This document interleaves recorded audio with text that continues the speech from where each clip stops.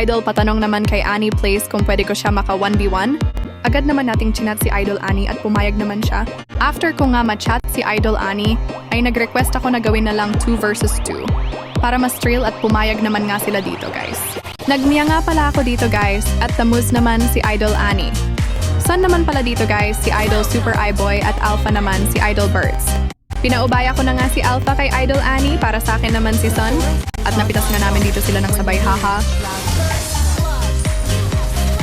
At napachat nga si Son na lag siya.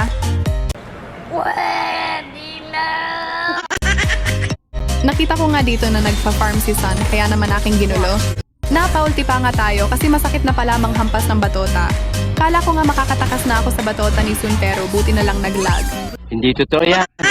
Nakita ko nga pala nakasama ni Alpha si Tamuz, kaya napatakbo tayo agad kasi syempre tayo ang bida, kaya dapat nandun tayo. Habang nag-clear nga dito si Idol Annie ng minions, biglang tumalon naman si Sun sabay hampas sa Tamuz. Ito nga nasa likod ko pala si Alpha pero buti na lang at nakapag-ulti tayo patalikod. Masarap kasi tumira pagtalikod. Huli na nga pala ako nakapag-backup kay Idol Annie kaya nabigyan siya dito pero nakapaghiganti naman tayo. Sheesh, chamba lang po. Di ko nga namalayan na nasa likod ko na pala si Son. Kaya nahampas naman tayo ng batota niya pero syempre bida tayo. Kaya tinusok muna natin ng pana ni Mia. Nag-request nga pala sila dito na kung pwedeng isa pang round kaya pumayag naman tayo. Yes! Yes! Yes! Yes! Yes! Yes! Balak ko sana kunin ang red buff dito kaso nakuha na ni Alpha. Kala ko mabibigyan tayo dito pero buti na lang at nirespakan tayo ni Idol. Si Idol Annie nga pala sinasabihan nila dito guys. Nakita ko nga dito si Sun na nag-clear kaya tinulungan na lang din natin para mapabilis. Kaso napasama pa siya. Guys, sorry sa sounds may kumakanta kasi habang nagre-record ako haha. Naghihintay nga ako dito na lumabas ang dalawa. Kaya pinapain ko muna si Idol Annie hahaha at tama nga hinala natin na papalag sila.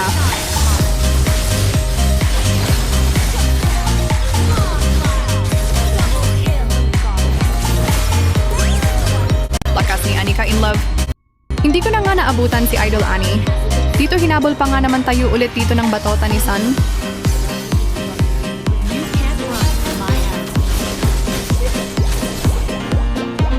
Napa-winchant pa nga dito ang Sun.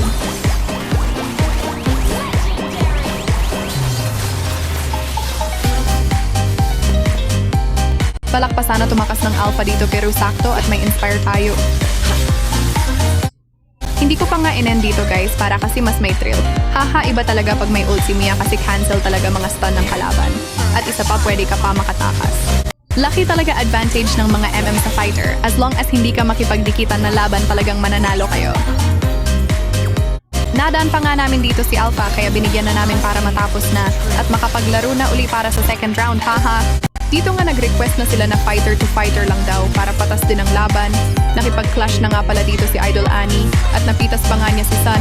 Hindi na nga ako nakipagsabayan kasi nag-clear ako dito sa baba at natalo nga namin sila dito guys. At kung umabot man kayo sa huli pa heart react, follow at share na din po. Salamat! May part 2 pa nga pala ito guys. Sino kaya ang mananalo sa second round sa amin? Hahaha.